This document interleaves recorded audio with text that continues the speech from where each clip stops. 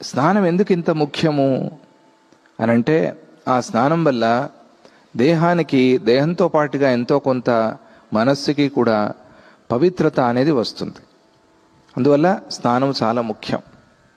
పూజ చేసినప్పుడు మాత్రం, బాహ్య పూజ చేసినప్పుడు మాత్రం స్నానం లేకుండా చేయకూడదు.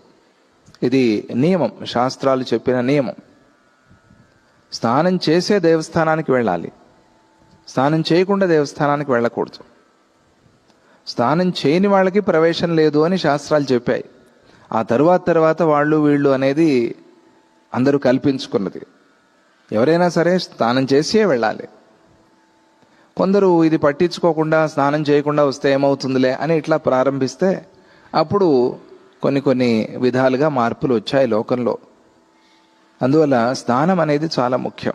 భగవంతుడి దగ్గరికి వెళ్ళినప్పుడు, పూజ చేసినప్పుడు, ప్రార్థన కాదు, నువ్వు వేడుకున్నప్పుడు కాదు. నీకు కష్టం వచ్చినప్పుడు ఆ కష్టాన్ని పోగొట్టు, పడుకున్నావు, ఏదో కడుపు నొప్పి వచ్చింది, అప్పుడు ప్రార్థన చేయడానికి స్నానం చేసి ప్రార్థన చేయని కాదు అభిప్రాయం. పూజ చేయాలి అంటే మాత్రం నువ్వు స్నానం చేసి బాగానే ఉన్నావు, ఆరోగ్యంగా ఉన్నావు, స్నానం చేయడానికి ఏం రోగం కదా. కొందరికి స్నానం చేసే అవకాశం ఉండదు. కొన్ని చోట్ల నీళ్లు ఉండవు, వాటర్ స్కేర్సిటీ అన్ని చోట్ల చూస్తున్నాం. వాళ్ళు స్నానం ఎట్లా చేస్తారు ప్రశ్న. అక్కడ కూడా సప్తవిధ స్నానాలు ఉన్నాయి. ఒకవేళ నీళ్లతో స్నానం చేయకపోయినా కూడా భస్మ స్నానం, వాయుస్నానం, మృతికా స్నానం, రకరకాలుగా స్నానాలు, పోని కనీసం అదైనా చేసుకోవాలి. నువ్వు ఒకసారి శరీరాన్నంతా వస్త్రంతో, పొడి వస్త్రంతో తుడుచుకో. తడి వస్త్రం లేకపోతే తడి వస్త్రంతో తుడుచుకో, అది కూడా స్నానమే. నీళ్లు లేవు, అంత వస్త్రం తడుపుకోవటానికి నీళ్లు లేని పరిస్థితి అయితే ఉండదు కదా, అపురూపంగా ఎక్కడో తప్ప. ఆ వస్త్రాన్నైనా తడుపుకునేది స్పాంజ్ బాత్ చేస్తారే, ఆ ప్రకారంగా కనీసం అంతైనా చెయ్యి. తర్వాత భస్మం పెట్టుకో, గంధం పెట్టుకో, తిలకం పెట్టుకో. ప్రతి ఒక్కళ్ళు తప్పనిసరిగా ఏదో ఒక తిలకాన్ని ధరించాలి. స్వామిజీ వారు ఎప్పుడు చెప్తూనే ఉంటారు. అందువల్ల ఈ ప్రకారంగా మనం రకరకాలుగా స్నానాలు ఉన్నాయి, కనీసం అదైనా చేసుకోవాలి.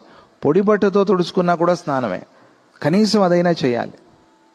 అంటే ఆ దేహం మీద ఉండే ఆ రోజు పేరుకున్న ఆ మలం పోవాలి, శుద్ధమై ఆ తరువాత మనం పూజ చేసుకోవాలి. అందువల్ల ఏ పూజలో అయినా సరే ముందుగా శాస్త్రరీత్యా స్నానం చేసుకోవాలి, ఆచమనం చేసుకుని దేహాన్ని సంస్కారంతో పవిత్రం చేసుకోవాలి.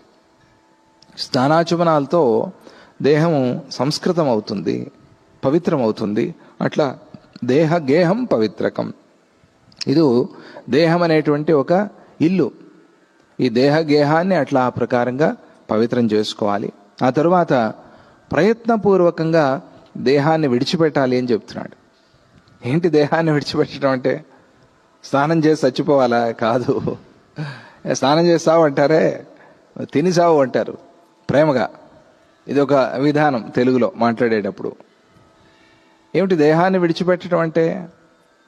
దేహ భ్రమని విడిచిపెట్టాలి. దేహమే ఆత్మ అనేటువంటి మోహం ఉంది, భ్రమ ఉంది, దాన్ని విడిచిపెట్టాలి. మరేం చేయాలి ఇది పోవాలి అంటే? ఈ దేహం అనే ఇంటిలో ఆ పరమాత్మ ఉన్నాడు అనే భావన చేసుకోవాలి. అది చాలా ముఖ్యమైనది. అందువల్ల ఈ దేహ భ్రమని విడిచిపెట్టుకోవాలి. అంటే దేహం మీద కొద్దిగా కూడా ధ్యాస లేకుండా చేసుకోవాలి. దేహాన్ని గురించి మనం ఆలోచిస్తూ ఉంటాము, ఆ ధ్యాస లేకుండా చేసుకునే ఒక విధానం, పద్ధతి, దాన్ని అలవాటు చేసుకోవాలి. దేహాత్మ భావాన్ని కూడా విడిచిపెట్టాలి. దేహం మీద ఆత్మ అనే భావన ఉంటుంది, దాన్ని విడిచిపెట్టాలి ప్రయత్నపూర్వకంగా, దాన్ని చెప్తూ ఉన్నారు. ఆ తరువాత ఈ దేహాత్మ భావాన్ని విడిచిపెట్టాలి. దేహం మీద ధ్యాస పెట్టుకోకూడదు, దేహాత్మ భావాన్ని విడిచిపెట్టాలి. ఆ తరువాత దేహానికి సాక్షి అయినది, పరమ పవిత్రమైనది అయిన ఆ చైతన్యాన్ని బాగా వెతికి పట్టుకునే ప్రయత్నం చేయాలి. ఇది పూజాక్రమం. దీనికోసం మనం పూజ చేయాలి. పూజాక్రమం బాహ్య పూజ అని చెప్పి భగవంతుడు ఇది చెప్తున్నాడు. దీనికి కూడా, బాహ్య పూజకు కూడా ఇది చాలా అవసరం. ఈ ప్రకారంగా పూజకి ఉపక్రమించాలి. ప్రతి పూజలో కూడా చేయాల్సిన ఒక తప్పనిసరి అయిన ఒక క్రియ, దాన్ని భగవంతుడు చెప్తున్నాడు. ప్రతి పూజలో తప్పనిసరిగా చేయాలి. ఇది లేకుండా పూజా క్రమం లేదు అని. అదే దేహ దృష్టిని దహించి వేయటం, దేహదాహే, దేహ దృష్టి పోగొట్టుకోవటం. ఈ దేహం మీద దేహమే ఆత్మ అనే భావన ఎంతో కొంత నీకు తెలిసినట్టుగా, దేహం విడిచిపెట్టి పోతుంది, దేహం ఇప్పుడు వచ్చింది, దేహం పెరిగేది, దేహం క్షీణించేది, దేహం నశించేది, ఇది అయినా మనస్సులో నువ్వు ధరించి ఉండాలి. అంతవరకైనా ఉన్నా చాలు. అందుకనే ఈ దేహాన్ని దహించేసేటువంటి ఆ భ్రమని, ఆ మోహాన్ని కాల్చేసుకో, దాన్ని విడిచిపెట్టు. అలా దేహభావాన్ని దహించిన తరువాత పరమ పవిత్రమైన ఆత్మ చైతన్యం మాత్రమే మిగిలిపోతుంది. అందువల్ల ఈ దేహాత్మ భ్రమని, ఈ దేహాత్మ భావాన్ని అక్కడ కాల్చేసుకున్నప్పుడు ఆత్మ చైతన్యం మాత్రమే మిగిలిపోతుంది. సాధారణంగా సాక్షి చైతన్యము త్యాజ్యమైన ఈ దేహాదుల్ని ప్రకాశింపచేస్తూ ఉంటుంది. ఆ సాక్షి చైతన్యం ఈ దేహాదుల్ని ప్రకాశింపచేసేది. అది లేకపోతే ఇదేది ప్రకాశించేది కాదు, అది లేకపోతే ఇదేది కనిపించేది కాదు. అయితే పూజ చేసే సమయంలో మిగతా వాటినన్నిటినీ పక్కన పెట్టి ప్రయత్నపూర్వకంగా ఆ పరమ పవిత్రమైన ఆత్మతత్వాన్ని మాత్రమే సాక్షి చైతన్యంతో గ్రహించాలి. మిగతావన్నీ కనిపిస్తూ ఉంటాయి. నీకు పూజా ద్రవ్యాలు, పూజ చేసేప్పుడు రకరకాలైన మనుష్యులు, రకరకాలైన పదార్థాలు అన్నీ కనిపిస్తాయి. కానీ ఆ పూజా సమయంలో నీ దృష్టి అంతా కూడా ఆ భగవంతుడి మీదే ఉండాలి కదా. అందుకోసమే నువ్వు మంత్రాలు చెప్పుకోవాలి, మంత్రం చెప్తూ పూజ చేయాలి.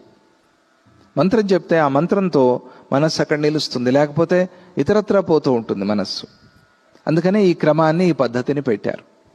ఎందుకండి ఇది అంటే, ఇదంతా మానసిక శాస్త్రం, మనశ్శాస్త్రం, మనస్సుని శుద్ధం చేసుకోవడానికి పుట్టిన శాస్త్రం.